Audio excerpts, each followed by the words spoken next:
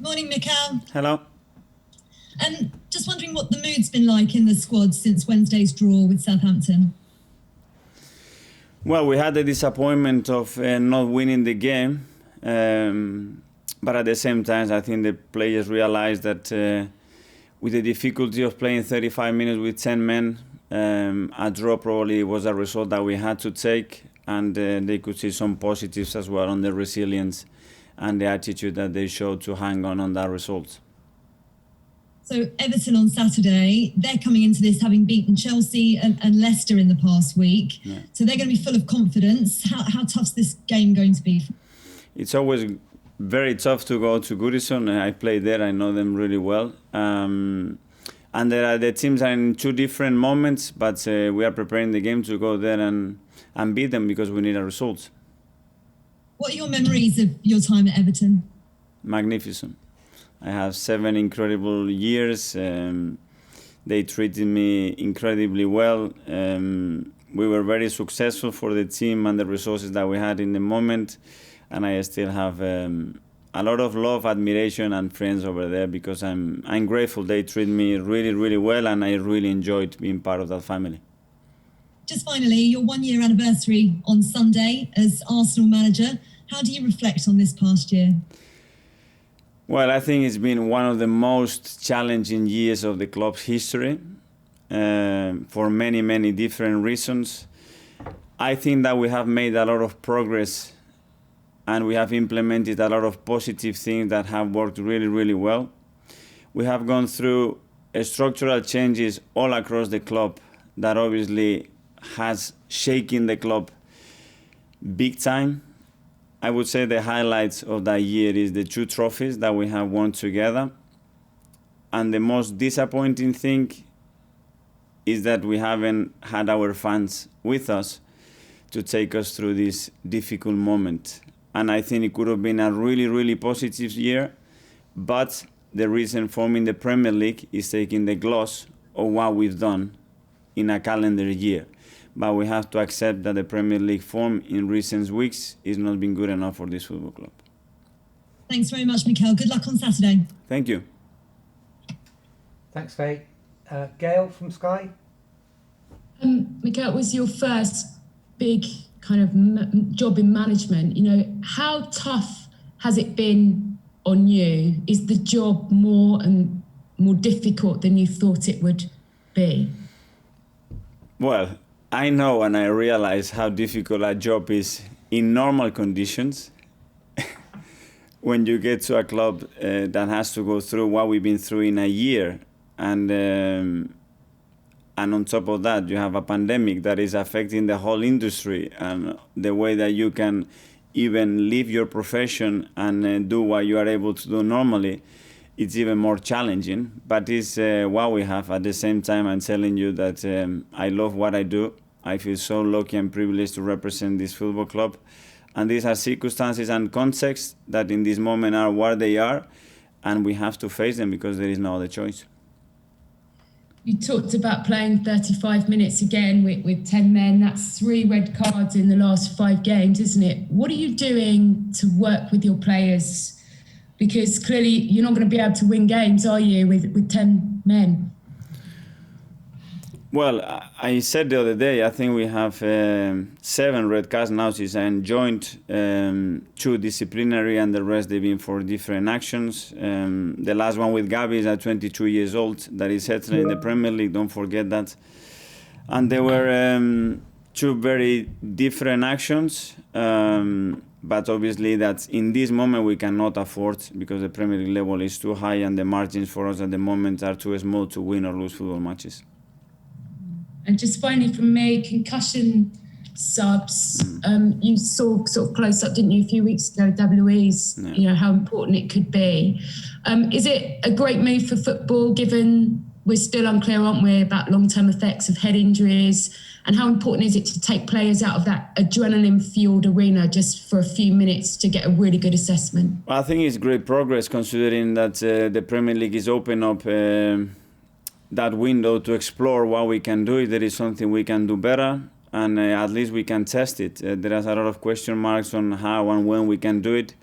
But I think it's a really positive thing because there is something happening there, and the fact that now we are all aware of it and we are acting, I think it's a really positive thing to take.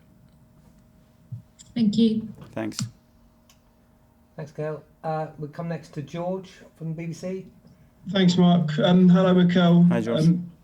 I just wondered if Wednesday you hope is that massive turning point you was after, in the sense that you went down to 10 men and your players got it back. Is that what it feels like this week in training? Well, it felt better, and again, we could have won it at the end when Rob hit the post last minute, and we are lacking that luck. But I really like, because a team, when it's in this moment, kind of completely dropped and give up, and the team never did that. I think it was completely the opposite, and I'm proud to see that reaction from the team. But right now, what we need is to win football matches as well, and that's our reality. You've got quite a tough run of games coming up now, haven't you? Everton, City and Chelsea. I mean, I guess you've got to prioritise the league. So what does that mean for the Cup on Tuesday? Let's see that the players we have available. We are losing players every game as well. Let's see who is available for tomorrow. And then the next day is not much that we can plan with the squad that we have at the moment. So let's go game by game. Can you look ahead to fixtures? Do you have players in mind that you could possibly bring in a week's time, or do you just literally look at the next game? At the moment, we have to look at the next game. There are players that are ending up the last phase of the rehab, like Calum Chambers, Pablo Mari is already played some minutes in the Europa League, Mustafi as well. Gabriel Martinelli is very close to be available and fit to be part of us as well, which is great news. And we will see what happens. Thank you. Thanks. James from TalkSport. Morning, Mikel. Hi. Mikel, you joined Everton at the age of 22. I just wonder what it's going to be like tomorrow when you step out there in the dugout, in the opposition dugout tomorrow. It's going to feel really strange. It was my first experience in the Premier League as a player.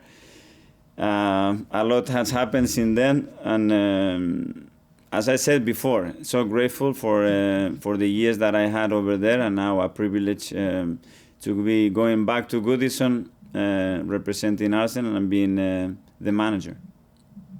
And as I mentioned, you joined the club when you were 22 years old. You spent 6 years there. Just how important was that period, not only for your football development as a footballer, but as a manager and as a thinker about the game? Well, it's a lot of things that I took on board. It was David Moyes for the whole period, and all the coaching staff. It was there that implemented a way of playing that it was new to me, because I was coming from a different education. I had to adapt. I learned a lot of things. It was a challenge. I have to embrace it and adapt to it, and I really enjoyed it, and as well with everybody at the club, because I built a really strong relationships, and of course as well with their fans. You're obviously without a centre-back tomorrow, but you do have plenty at your disposal. Could you give us an idea on which centre-backs you're looking at, who you're thinking could feature tomorrow against Everton? Well, let's see who do we have available tomorrow. Obviously, we've lost Gabi now with the red cards, and we will assess them today and decide who is the best pair to go and try to beat Everton. And just final question from me, Mikel. You've said it's been the most challenging year probably in the club's history for Arsenal. There's been a big shake-up, as you mentioned, behind the scenes. Do you feel like you will be given the time to get things right, despite the fact results aren't where they should be at the moment? Well, I said it from the start that I felt really supported by the owners, by the boards, by the technical director, and then by everybody that is at the club, because at the end of the day, it's the feeling that I feel with the staff, with the coaching, with the players, which are the most important one. What chemistry do you have with them? What understanding do you have? Do they follow you? Do they believe in what you are trying to do?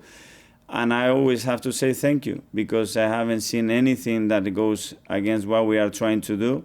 But it's like anything, this industry, you need results. But after a big shake-up, we need to find the stability. In order to do that, we need time. We all knew, at least the people that made the decision with me to start this new project, that this wasn't a quick fix and it was going to take time. And when you are shaking things up, things can take a while. Thanks, Mikel. Good luck. Thank you. Thanks, James. Mark from Press Association. Hi, it's Jim today. Hey, Jim. Hi, Mikel. Is there any other team news updates? I know you've got quite a lot of guys suspended, but any other fitness issues? We have a few doubts. Obviously, I cannot tell you who, but we have some few doubts for tomorrow, yes. With the announcement of the concussion rules, and also that the Premier League have turned down the opportunity for 5 substitutes again, but on the flip side you have the expanded bench. Can you see both sides of the argument, why some teams would want 5 subs and some other teams wouldn't? At the moment, no, because I think the most important thing is the welfare of the players, and the best way to protect them and have options to protect them is to have the option to extend the substitutes. So it's like, yeah, we give you a little bit of this so you can have an extra 2 on there, but not the options to change. We are the only ones doing that. For me, it doesn't make a lot of sense, but obviously it's not up to us. We are pushing, we are giving our opinions. We have a lot of stats to support what is happening in the Premier League in terms of injuries, but still there is no reaction. Do you think that will make much of a difference, having an extra player on the bench? But I suppose it depends how many players you've got available, and if your squad is stretched, that's maybe not going to be as advantageous as being able to bring some extra players on. Well, I think it's a positive thing to have an extra 2 players on the bench, because you want everybody to be involved. Again, we are in a very special circumstances when the players are coming training, home training or match, and nothing else. So if they can participate, they can be part of the squad, they can travel with us, they can feel part of what we're doing, is much better than having people at home just feeling that we don't count on them, we don't trust them. So that's, in my opinion, a really positive thing to add. Just on Everton, was there ever any thoughts or perhaps an opportunity to look at coaching at Everton before you made the decision to move with Manchester City and then Arsenal? It was part of some conversations, but I decided to take my route on that moment. Was there? Do you kind of have to take? Now you've moved into management. Do you find yourself taking little bits from each of the coaches you worked with? You mentioned with David Moyes, and then obviously with Arsenal and Pep. Are you a combination of all of them, the best and the worst? I think you have to be yourself, but obviously you have moments and experiences that marks you in your football career, and it's not just about the way you think about the game, but who you are as a person, how you react to certain things. And I was really lucky with the managers that I had. I learned a lot, and I think that built the person as well, and the player that I was, and of course the thinking behind the manager that I'm today. Thanks very much. Good luck on your game. Thanks, Jim. Nick from Haters. Hi there. Morning, Mikel. Thanks for doing yet another press conference with us. It seems we speak to you nearly every day at the moment. So, but we've still got things to talk about.